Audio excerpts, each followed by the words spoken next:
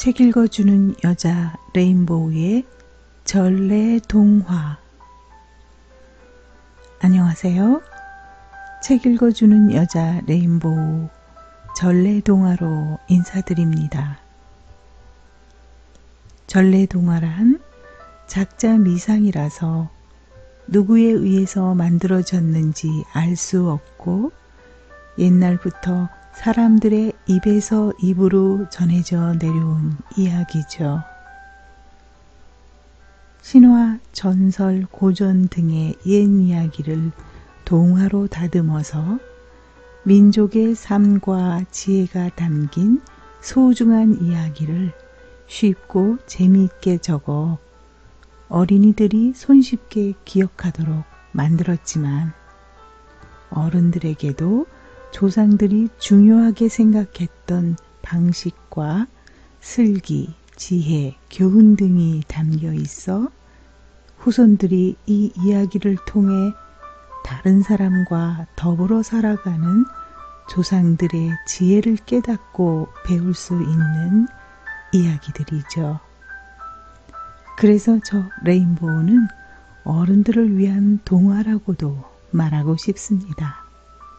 자, 그럼 어릴 적 할머니 무릎에서 들어봤을 얘기로 추억 여행도 하고 어른이 되어 듣는 동화의 느낌은 어떤지 생각해보며 행복한 시간 되었으면 합니다. 좋아요, 구독, 알림 설정은 저에게 큰 힘이 되어 준답니다.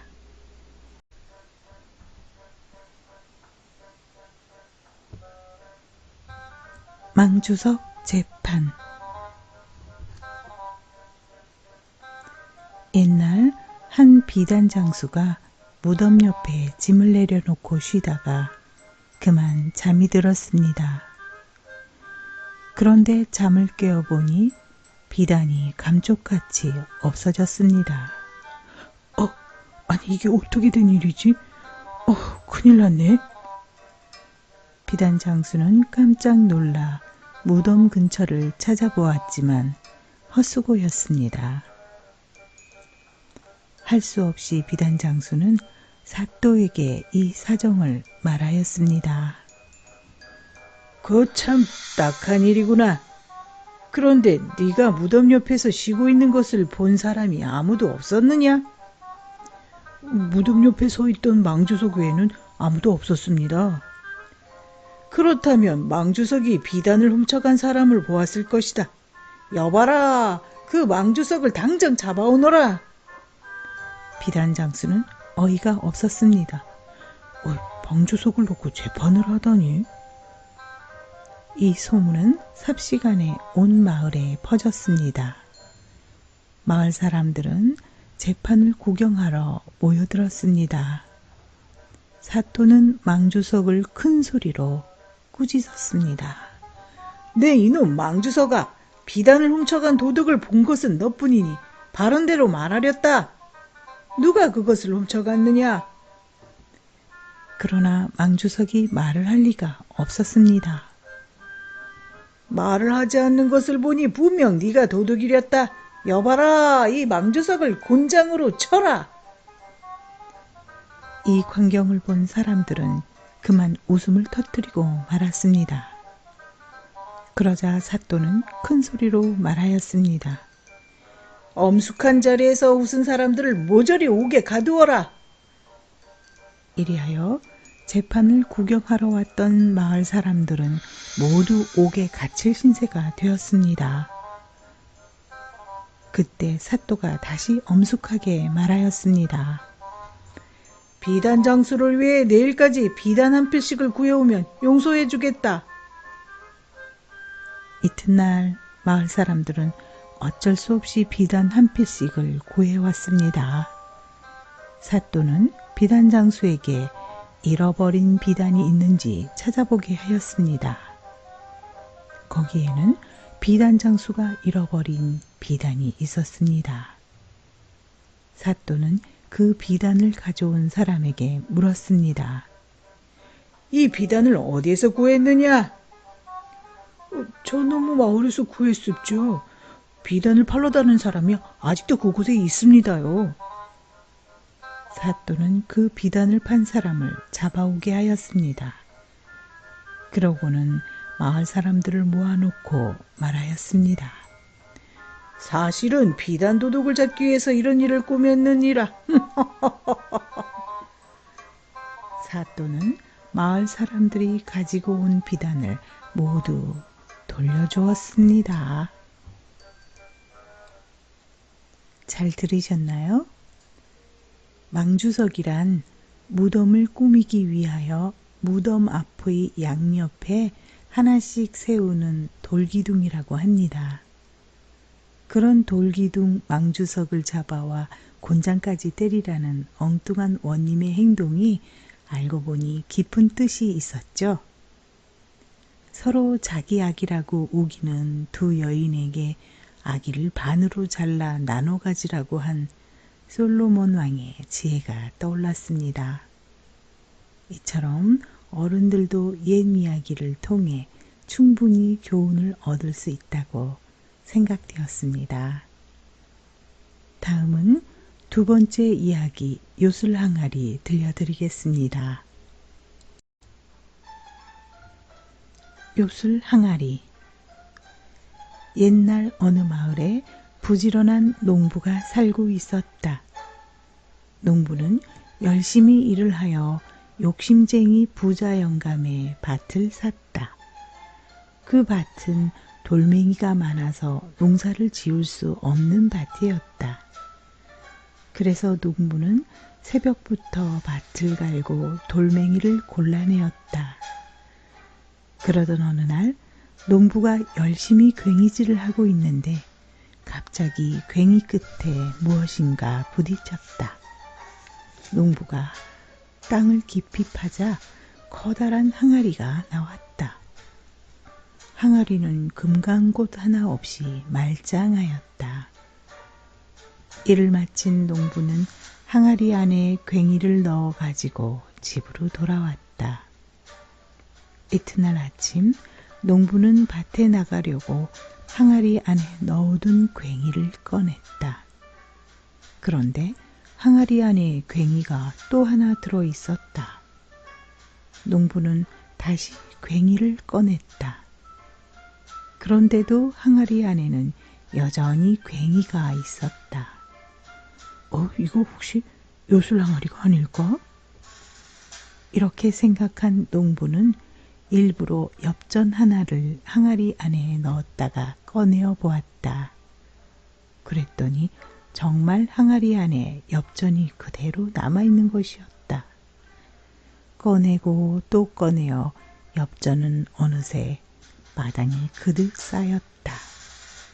농부는 곧 부자가 되었다. 이 소문은 온 마을에 퍼져 농부에게 밭을 판 욕심쟁이 부자 영감도 듣게 되었다. 부자 영감은 어떻게 하면 그 요술 항아리를 뺏을 수 있을까 온갖 궁리를 하다가 농부를 찾아왔다. 여보게, 자네 집에 있는 그 요술 항아리는 어디서 얻었는가? 제 밭에서 파내었습니다. 나는 자네에게 반만 팔았지. 그 항아리까진 팔진 않았네. 그러니까 그 항아리를 내놓게. 안 됩니다. 항아리는 제 것입니다. 농부와 부자 영감의 말다툼은 끝이 없었다. 두 사람은 원님에게 가서 판결을 받기로 하였다. 그런데 두 사람의 말을 듣자 원님도 그 항아리가 몹시 탐이 났다. 이 항아리 때문에 사이좋게 지내던 이웃이 서로 다투어서야 쓰겠느냐. 이 항아리는 관가에 보관하겠다. 그러면 너희들도 싸우지 않고 잘 지내지 않겠느냐. 원님이 그럴듯하게 말하자 농부와 부자 영감은 그대로 돌아갈 수밖에 없었다. 원님은 요술 항아리를 자기 집 대청마루에 옮겨 놓았다. 그날 저녁이었다. 원님의 아버지가 대청마루로 나왔다가 요술 항아리를 보게 되었다. 웬 항아리인거? 무슨 맛있는 것이라도 들었나? 아버지는 허리를 굽히고 항아리 안을 들여다보았다. 그러다가 그만 항아리 안에 빠지고 말았다. 아이쿠 얘들아 날 살려라. 원님의 아버지가 고함을 치자 원님은 깜짝 놀라 달려왔다. 그리고 아버지를 항아리 안에서 끌어냈다. 그런데 항아리 안에서 또 한 사람의 원님의 아버지가 소리를 질렀다. 뭘 구물거리느냐? 어서 꺼내주지 않고. 꺼내면 항아리 안에는 또 한 사람의 아버지가 있었다. 대청마루에서는 10명이 넘는 원님의 아버지가 서로 자기가 진짜라고 다투며 소동을 일으켰다. 잘 들으셨나요? 이 요술항아리 이야기에서 주는 교훈은 욕심을 버려야 함인데 내려놓고 비우고 어른들에게도 결코 쉽지 않은 과제이지요. 아이들에겐 하지 말아야 하는 행동, 즉 금기에 대해서도 생각해보는 시간이 되었을 것 같은데 어떠셨나요?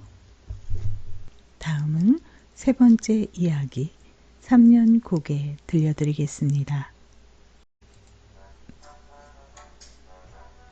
3년 고개. 옛날 어느 마을에 3년 고개가 있었습니다. 이 고개에서 넘어진 사람은 3년밖에 살지 못한다는 전설 때문에 3년 고개라고 부르게 된 것입니다. 어느 날 머리카락과 수염이 하얀 할아버지가 3년 고개를 넘어가고 있었습니다. 넘어질까봐 조심조심 걷고 있는 할아버지 앞으로 토끼 한 마리가 깡충깡충 뛰어왔습니다. 놀란 할아버지는 뒤로 벌렁 넘어지고 말았습니다.